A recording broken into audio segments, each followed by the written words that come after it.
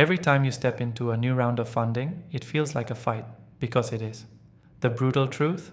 Follow-on rounds are slicing away at your founder ownership, piece by painful piece. And if you don't pull the brakes and take control, you'll wake up one day owning a fraction of what you built, while the money you took controls everything else. It's soul-crushing.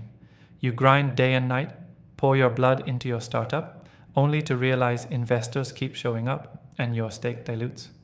You feel powerless, like you're handing over the keys to your own dream, watching others steer your ship. That sinking feeling, that loss of power, that's the nightmare no founder talks about openly. But guess what? There is a way out, and it starts with brutal honesty about what's really happening in these rounds. Follow-on rounds reshape founder ownership dynamics in a way that looks innocent but is deadly if you don't game it right. You bring in more money and investors want their cut, more shares, more rights, and more control. The simplest truth? Each round means dilution. But here's the secret that every founder who stays rich knows, and every founder who loses their grip ignores. Not all dilution is equal. If you keep giving away shares as a quick fix, you're trading control for survival, and survival is a cheap currency. The solution? Fight with precision. Negotiation is your weapon. Understand every term, not just valuation, but how much control you lose, what power the new investors get, what protections they have, and how that impacts your future. Push back on excessive liquidation preferences, shifting voting rights and control clauses. Demand clarity and fairness, not just more money. Don't throw your equity around like it's a discount sale. Protect founder pools fiercely. Reserve enough shares for future hires, but never steward them for investor gain.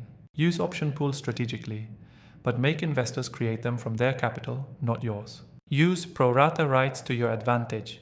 Insist on keeping your stake by investing in follow-ons if you can. This is your fight for the long game. Remember, the market is chaotic, noisy, and manipulative. VCs want ownership and control, and if you don't stand your ground, they'll have both. Every cap table move is a power play. Your equity isn't just a number. It's your legacy, your leverage, your voice. Feel the fire inside when dilution hits your ownership. Don't numb it. Channel it into fierce strategy. Layer every funding round with negotiations about founder protections, control caps, anti-dilution clauses, and voting powers. Learn to recognize red flags early, terms that bind you, rights that erode your independence. Don't be blinded by big checks. Big money often comes with bigger chains. If you can't invest in follow-on rounds yourself, build relationships with smaller, smarter investors who respect your vision and control. Use safe and convertible notes carefully. Understand how future rounds will convert and dilute you. Every founder must be obsessive about their cap table like a hawk over turf. But the real power move? Know when to say no.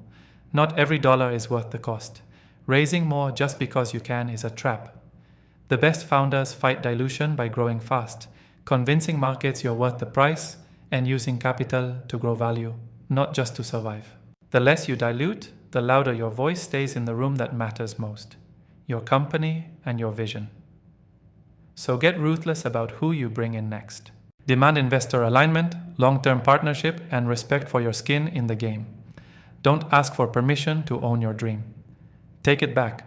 Own your future with every term you sign. Own your vision with every dilution you negotiate.